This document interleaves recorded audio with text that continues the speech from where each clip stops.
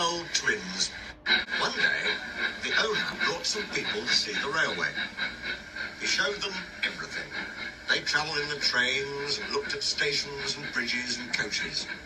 Yes, they would say thoughtfully, we'll take this. Or, no, we won't take that. They made notes in their books. Peter Sam whispered to Sir Handel.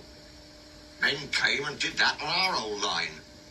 And then, said Sir Handel, soon afterwards, it was sold, finished Peter Sam mournfully. Peter Sam didn't sing anymore. He wanted to cry.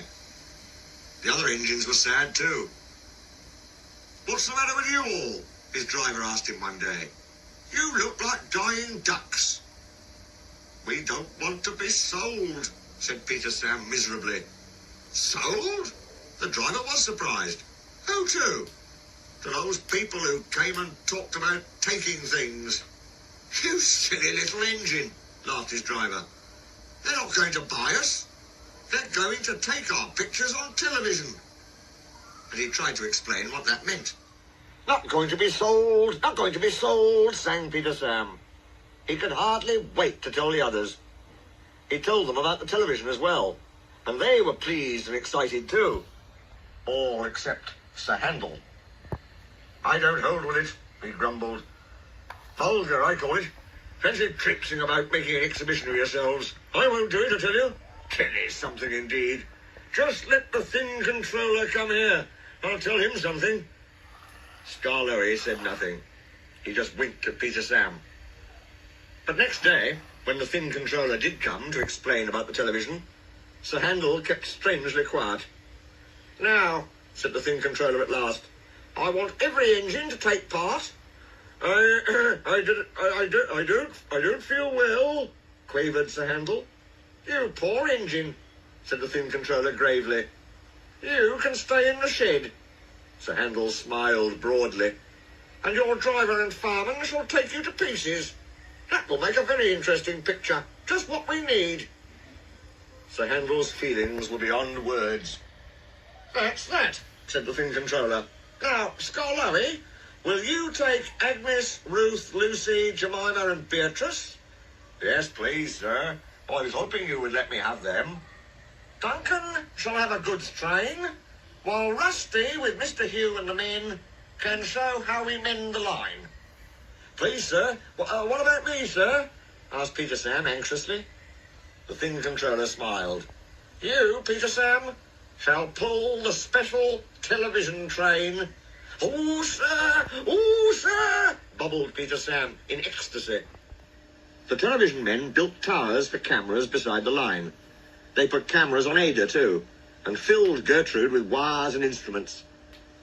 Some trucks coupled behind carried aerials and generators. Everyone practiced hard till they knew just what they had to do. At last the time came, and the announcer gave the signal. We're on the air, puffed Peter Sam, and he rolled the heavy train to the shops, where Sir Handel was being mended. Sir Handel did not enjoy their visit. We're on the air, chanted Peter Sam. He trundled over the bridge near the middle station. Beep, beep, he whistled to Duncan. We're coming!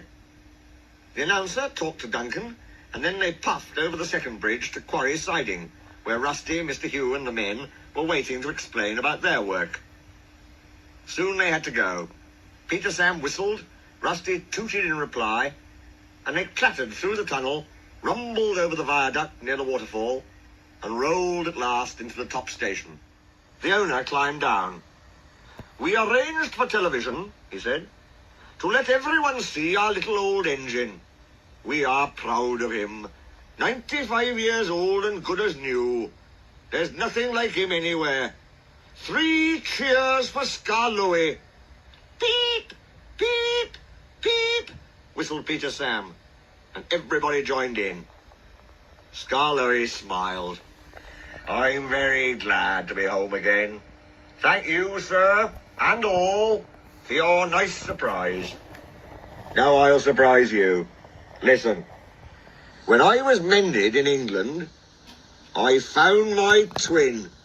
The owner stared. Is there really another engine like you?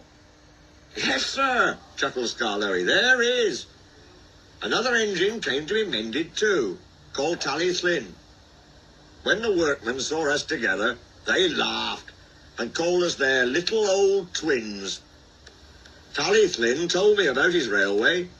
It is a lovely one, at Towyn in Wales. Well, sir, they mended us both and sent us home. But I often think of Tally Flynn. He's 95 years old too, just like me. Please go to see him, all of you, and wish him dry rails and good running from Skarloey, his little old twin.